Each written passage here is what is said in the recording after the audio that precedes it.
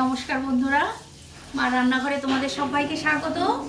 দেখো, কড়াই বসিয়ে দিয়েছি, তেল গরম হয়ে গেছে। আজকে আমি কি রান্না করছি? আজকে করব আমি চিকেন দো পেঁয়াজা। আমি রসুন দিয়ে দিলাম,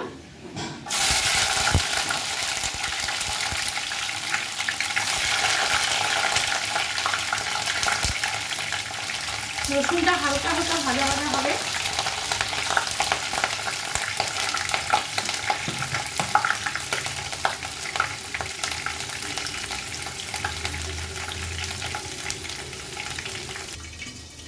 দেখো, রসুন হালকা হালকা ভাজা ভাজা হয়ে গেছে।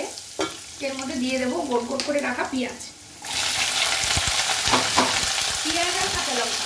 পেঁয়াজগুলো কিন্তু আমি একটু চওড়া চওড়া করে কেটেছি, এই চওড়া চওড়া করে কেটেছি। ভালো করে এগুলো হালকা হালকা করে ভেজে নেব।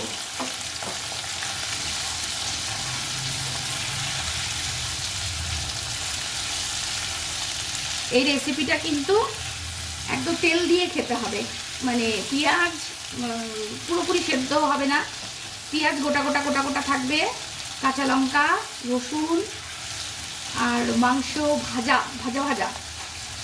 এটা তুমি শুকনো ভাতে মেখে খাবে, অসাধারণ লাগবে। এর তেলটা দিয়েই কিন্তু ভাত খেতে হবে।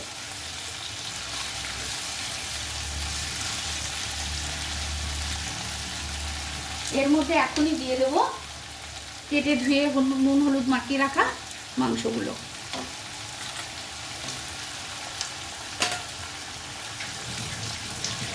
এর মধ্যে কিন্তু পেঁয়াজটা রসুনটা বেশি লাগবে, ঝাল যার স্বাদ মতো সে খাবে, কিন্তু পেঁয়াজ আর রসুন কিন্তু একটু বেশি লাগে এটাতে।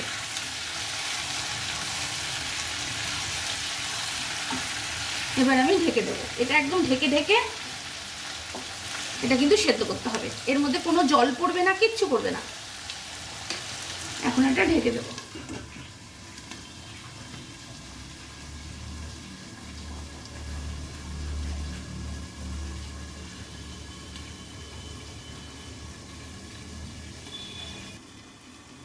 ঢাকনাটা এবার একটু তুলবো। দেখো, এটা এইভাবেই তেল ছাড়বে, কষতে থাকবো। এটাতেই মাংস সেদ্ধ হয়ে যাবে, মাংস সেদ্ধ হবে, পেঁয়াজগুলো হালকা হালকা ভাজা হবে। এই যে তেলটা, এই তেলটা দিয়েই ভাত খাওয়া হবে, ভীষণ ভালো লাগে।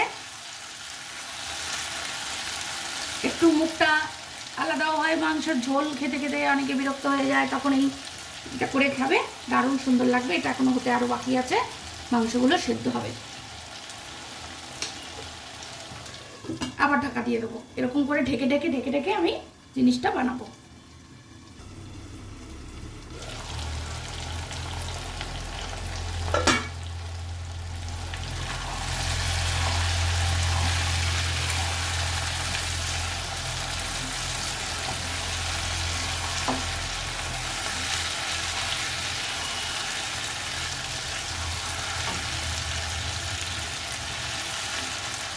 এর মধ্যে দিয়ে দেবো একটু নুন, কারণ আমি নুন হলুদ মাখিয়ে মাংসটা রেখেছিলাম। স্বাদ মতো অল্প একটু নুন দিয়ে দেবো।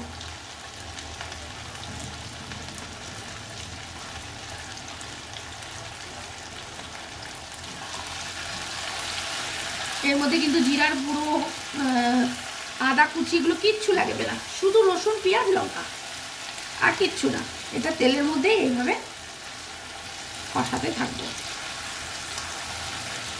জিরার গুঁড়ো, গোলমরিচ যেগুলো দিলে পরে কিন্তু একদম ওই মাংসের ঝোলের মতোই গন্ধ এসে যাবে।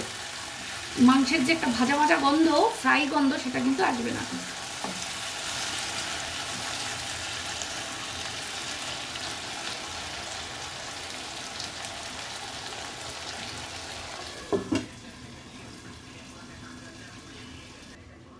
দেখো, চিকেনটা কিন্তু একদম রেডি। দেখো, চিকেন কিন্তু একদম রেডি। শুকনো ভাতে দেখো পেঁয়াজগুলো কি সুন্দর করে ভাজা ভাজা হয়েছে, তেলও ছেড়ে গেছে। এই তেলটা দিয়ে ভাত মেখে খাবো, ভীষণ ভালো লাগে, ভীষণ টেস্টি। তোমরা বানিয়ে খেও। তাহলে আজকে আমার রান্নাটা যদি ভালো লেগে থাকে, প্লিজ লাইক কমেন্ট করো আর সাবস্ক্রাইব করে আমার পাশে থেকো। না দেখলে পরে না ভালো লাগে না, মনে হয় কি কেন বানাচ্ছি, কিসের জন্য বানাচ্ছি। সবাই যদি দেখে তাহলে মনে হয় আরও ভালো ভালো রান্না দিই। তাহলে আজকের মতো টাটা, তোমরা সবাই ভালো থেকো, সুস্থ থেকো, হ্যাপি হোলি।